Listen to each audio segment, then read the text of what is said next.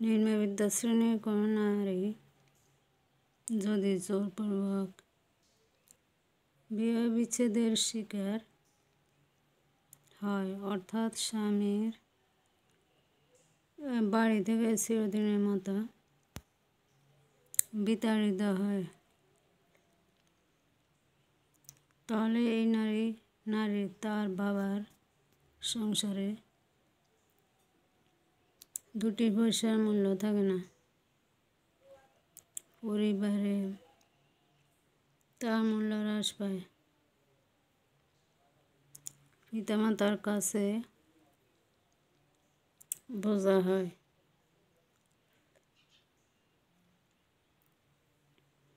গলা টিপে মেরে ফেলতেও পারে না, এমন এক চরম অবস্থা।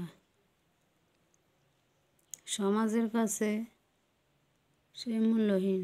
স্বামী পরিত্যক্তা নারীর মূল্য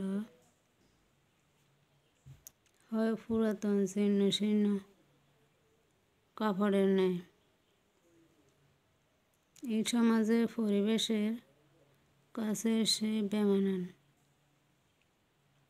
পরিবেশ প্রতিবেশের কাছে সে ভয়ানকভাবে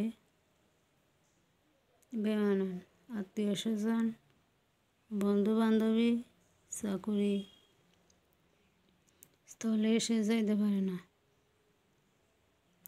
গৃহবন্দী হয়ে গুমড়ে গুমড়ে কেঁদে কেঁদে মরমে মরমে সে মরে। হায়, কত পাপ করিয়াছিল